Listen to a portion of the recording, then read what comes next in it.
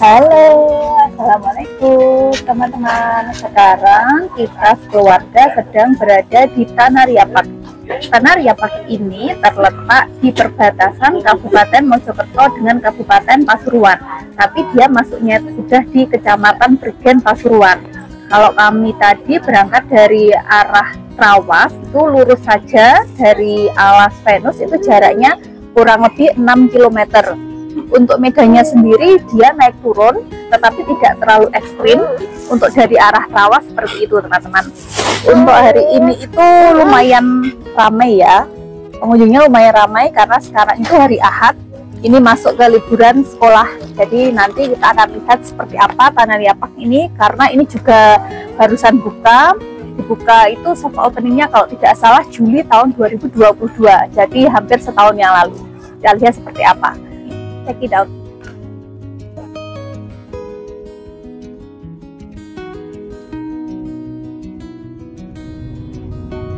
Oke, jadi ini sekarang kita sudah berada di Trawas. Kita sampai pertigaan, dimana kalau ke kanan itu nanti teman-teman ke arah Kota Batu, yaitu ke arah Kota Batu via Pacet Mojokerto. Kita ambil lurus saja mengikuti jalan aspal ini.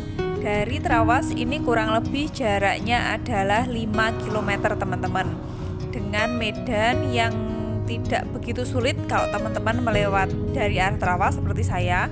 Tapi kalau dari arah Pasuruan itu kabarnya itu jalannya menanjaknya itu lumayan curam. Untuk kondisi jalannya itu ramai lancar ya teman-teman, tidak macet sama sekali. Sekarang kita sudah sampai Taman Ganjaran. Ini di kiri jalan ada Taman Ganjaran yang merupakan salah satu tempat wisata yang ramai juga di daerah Trawas Mojokerto. Lurus saja, ini kira-kira kurang lebih masih 3 km lagi. Tadi waktu aku itu lewat Trawas, area hutan pinus yang sebelah kanan jalan itu loh teman-teman, itu sepanjang jalan itu rame banget, orang-orang itu kumpul-kumpul, makan-makan atau sekedar ngopi di warung dan lesehan yang ada di sisi kanan jalan dari aku ini. Jadi di tepian dari hutan pinus itu kan banyak warung sama lesehan, itu semuanya full, nggak ada yang sepi. Karena memang Trawas ini sendiri juga merupakan salah satu destinasi favorit wisatawan ketika hari libur. Banyak sekali wisatawan yang datang, nggak cuma dari area Mojokerto saja, tapi ada plat luar kota seperti dari Surabaya, dari Malang, termasuk aku sendiri dari Kediri, dan dari kota-kota yang lainnya. Oke, ini kita sudah hampir sampai. Di depan ada tulisan besar Tanaria. Ini sudah ada petugas parkir nanti di depan pintu masuk yang akan menyeberangkan kita kalau misalkan kita itu dari arah Trawas. Dari petugas parkirnya itu nanti kita diarahkan untuk masuk dan mencarikan tempat parkir yang masih kosong. Untuk area parkirnya sendiri cukup luas untuk motor maupun mobil. Sekarang kita langsung menuju ke loket. Nah, ini di dekat loket ada peta lokasi, dimana ini memudahkan teman-teman untuk melihat ada apa saja sih di Tanah Ria ini. Jadi sebelum kita masuk kita bisa melihat dulu di peta tersebut apa saja yang bisa kita lakukan atau kita temui di Tanah Ria ini.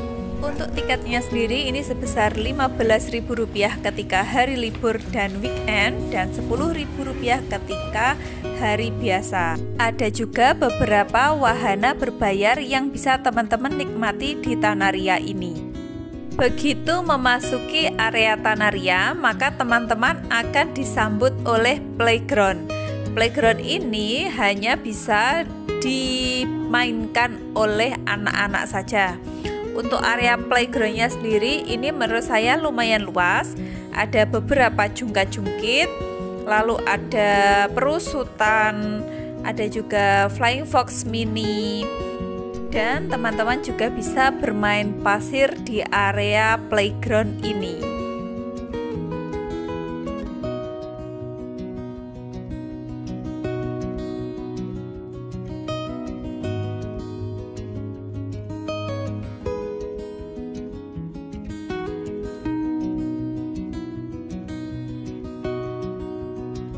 Salah satu hal yang menarik dari Tanaria ini adalah adanya ini loh teman-teman. Nah, coklat-coklat bangunan yang terbuat dari bambu. Aku nggak tahu itu apa namanya. Tapi di sini teman-teman itu bisa menikmati view pegunungan dan juga jurang dari atas dengan cara naik melalui tangga lalu duduk-duduk di atas ya teman-teman. Ada beberapa seperti ini, ada banyak. Kurang lebih ada sekitar 6 bangunan yang seperti itu tadi. Next, ini ada jembatan panjang yang bisa digunakan untuk berselfie dari atas jembatan maupun dari bawahnya. Ini ada 2 jembatan semacam ini. Untuk jembatan yang pertama ini menuju kafe atau tempat makan yang berada di samping loket teman-teman.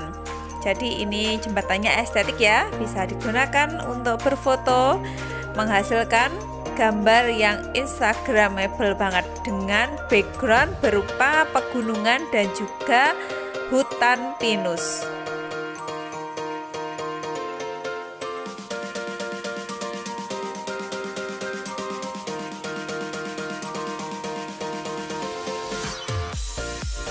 Ini adalah lokasi makan atau kafe pertama yang aku ceritakan tadi. Dia indoor, jadi ada atapnya. Di sini nanti kalau misalkan teman-teman mau makan sudah ada daftar harganya, jadi teman-teman tinggal pilih makanannya dan juga melihat harga dari makanan yang teman-teman pesan.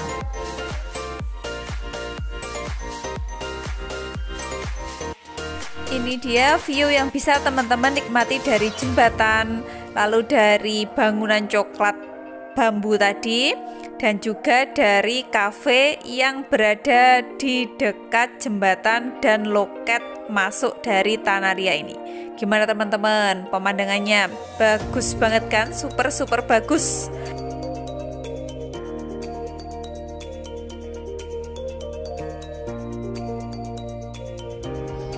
Next, sekarang kita menuju ke taman burung. Ini burung apa ya? Pelikan atau bango ya teman-teman? Kalau warnanya pink gini, pelikan tapi warnanya pink. Ini bagus banget kalau buat foto teman-teman. Jadi ini patungnya ada banyak banget, tapi ini nggak bisa dinaiki, hanya bisa digunakan untuk background foto saja. Lalu ada juga beberapa bunga dan juga tumbuhan yang mempercantik area pelikan ini tadi.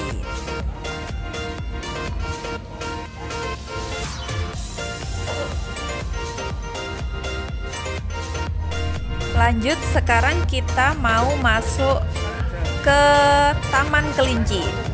Jadi ada beberapa kelinci cukup banyak yang dia dikandangkan begitu. Nanti teman-teman bayar dulu kalau mau masuk, tapi belinya di kasir ya.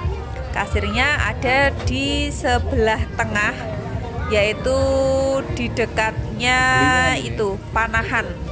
Di sini teman-teman bisa membeli kasir wahana untuk ATV, untuk rumah kelinci, untuk memanah, dan juga flying fox.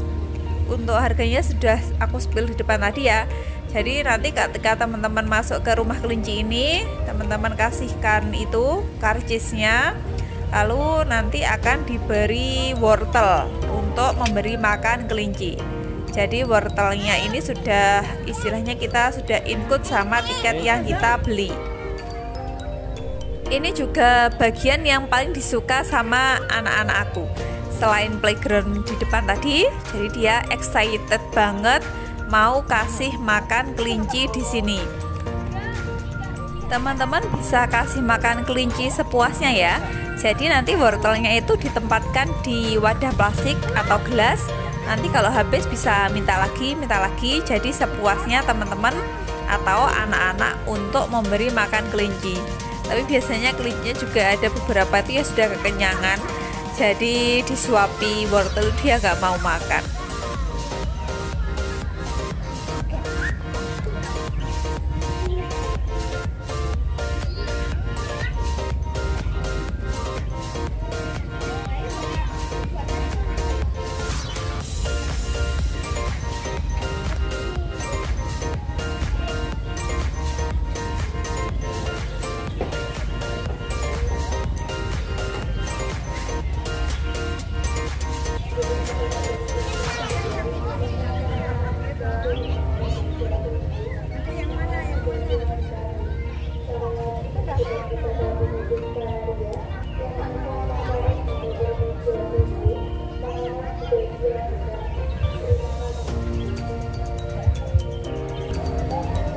Kasih makan Rena.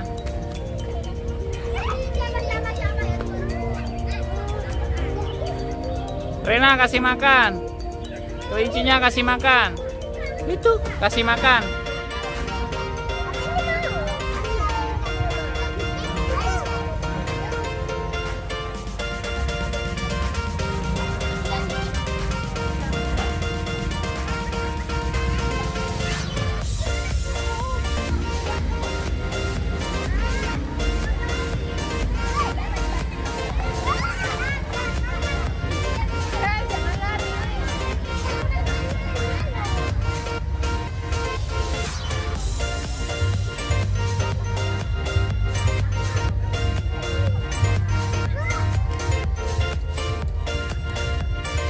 Para orang tua yang tidak ikut masuk ke rumah kelinci ini bisa menunggu di luar berdiri atau bisa juga duduk di kursi itu yang sebelah dari rumah kelinci. Ada semacam food court, tapi ini hanya tempat duduknya aja. Kalau teman-teman mau pesan makanan tetap di tempat yang awal tadi, atau nanti juga ada bagian lain untuk memesan makanan.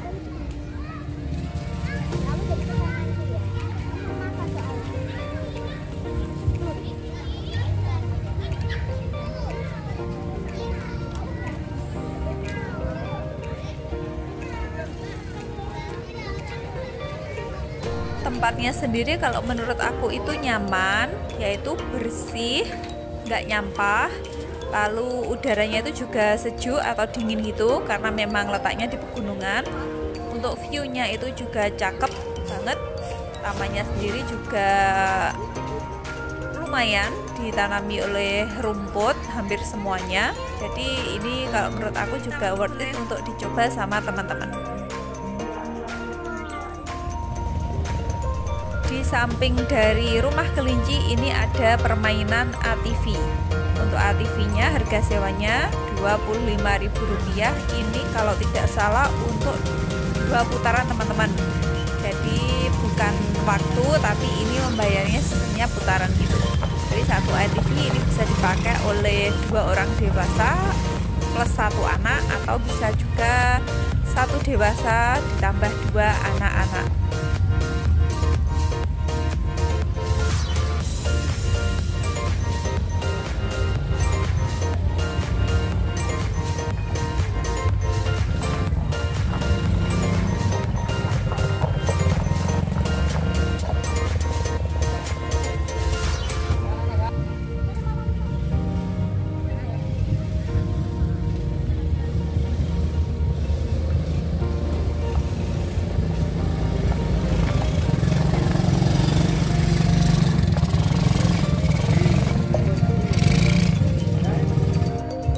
Untuk rehat sejenak, ini juga ada tempat duduk yang disediakan di tengah-tengah taman. Ada beberapa kursi yang dia itu ada payungnya, ada juga yang enggak ada. Next kita ke Pujasera. Jadi di Pujasera ini ada beberapa stand makanan, mulai dari tahu bulat, ada sate, ada apa itu kemarin yang anakku beli itu semacam ayam pok-pok, ada sempol, lalu ada macam-macam deh. Ini nanti ada banyak, tapi teman-teman pertama itu cara belinya ke kasir dulu. Nanti di situ ada daftar makanan dan juga harganya. Teman-teman bayar, lalu nanti akan dikasih kuitasi. Kuitasinya baru diberikan ke Pujasera yang diinginkan. Lalu kita akan mendapatkan makanan dari situ. Untuk tempat makannya bisa makan di depan tadi, di tengah-tengah yang ada kursinya itu, bisa juga di belakangnya Pujasera. Ini aku memilih duduk di belakangnya Pujasera sambil menikmati pemandangan jurang dan juga pegunungan yang ada di samping dari Tanaria. Jadi ini bagus banget kalau teman-teman duduknya itu memilih di belakang Pujasera. Ada beberapa tempat duduk yang bisa teman-teman gunakan dengan penutup atau pelindung untuk kalau misalkan pas hujan biar tidak kehujanan atau kepanasan.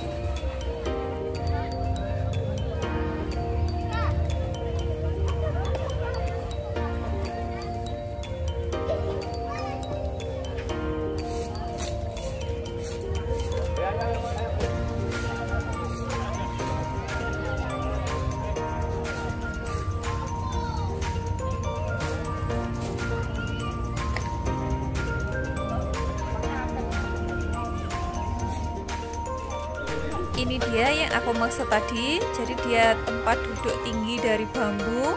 Ini nanti teman-teman naik lewat tangga ini. Jadi agak naiknya itu agak curam gitu loh teman-teman. Tapi ada pegangannya kok. Jadi harus hati-hati banget kalau naik itu. Takutnya itu kalau pas gerimis atau hujan itu licin, jadi bisa terpeleset. Untungnya ini pas cerah. Jadi kemarin aku juga sempat naik yang bagian untuk 4 orang tadi. Jadi ini konsepnya ada beberapa yang bisa digunakan untuk 4 orang, ada juga yang bisa digunakan hanya untuk 2 orang yang ukuran kecil. Lanjut kita meniti jembatan yang kedua. Jadi yang pertama tadi itu terhubung ke kafe. Kalau ini dia dari tengah itu tidak menghubungkan apa-apa ya hanya jembatan aja gini. Ini jembatannya posisinya ada di atasnya Pujasera. Jadi dia bisa digunakan untuk berfoto-foto atau misalkan sekedar ingin menikmati sensasi melihat Tanaria dari atas gitu teman-teman.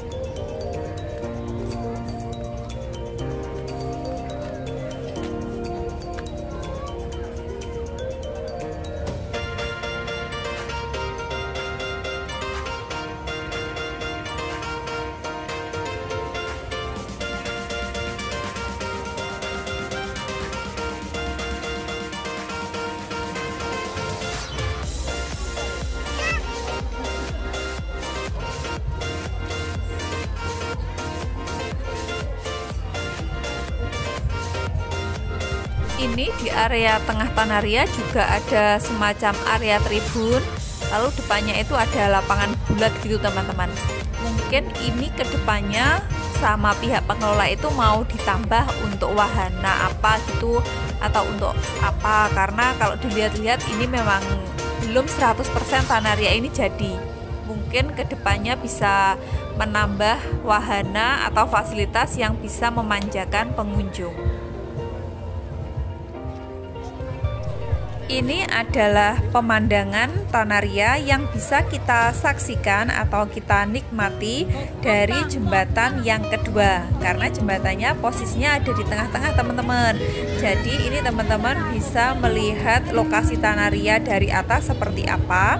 Selain itu juga bisa menikmati pemandangan pegunungan yang ada di sekitaran area wisata ini.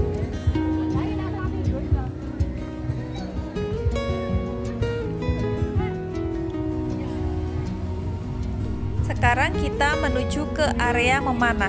Area memanah ini letaknya ada di paling ujung, atau bisa kita katakan yang jaraknya itu paling jauh dari loket. Belinya tetap di kasir yang sama. Nanti teman-teman akan diberikan busur beserta anak panahnya. Bisa membidik sesuai jarak yang teman-teman inginkan. Ini kalau tidak salah itu untuk satu tiket itu dia akan dapat 5 anak panah. Ada juga musola di dalam Tanaria Park ini. Musolanya terletak di sebelah Pujasera, bersebelahan juga dengan kamar mandi, dan ada tempat wudhunya tersendiri. Musolanya sendiri ini cukup luas dan juga sudah disiapkan peralatan untuk sholat berupa sajadah, mukena, dan juga sarung. Ini tempat wudhunya lumayan banyak kerannya, ada 5. Lalu kamar mandinya juga berada di sebelahnya. Ngomong-ngomong, untuk kamar mandi di Tanaria ini dia ada 3 titik teman-teman. Yang pertama itu ada di dekat loket, yang kedua itu ada di sampingnya musola, dan yang ketiga itu ada di sampingnya Pujasera alias di bawahnya jembatan yang pertama tadi. Untuk toiletnya itu bersih dan ada banyak. Satu spot ini toiletnya kurang lebih ada 6. Jadi total itu ada sekitar 18-an toilet lah, dan juga bersih-bersih semuanya.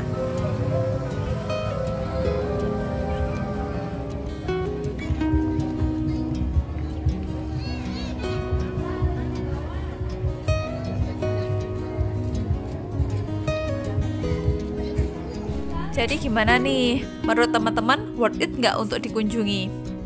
Kalau menurut aku itu dari segi tempat itu dia sudah luas, lalu bersih, nyaman, tempat duduk juga banyak, Lalu untuk penjual makanan itu juga banyak dan beraneka ragam.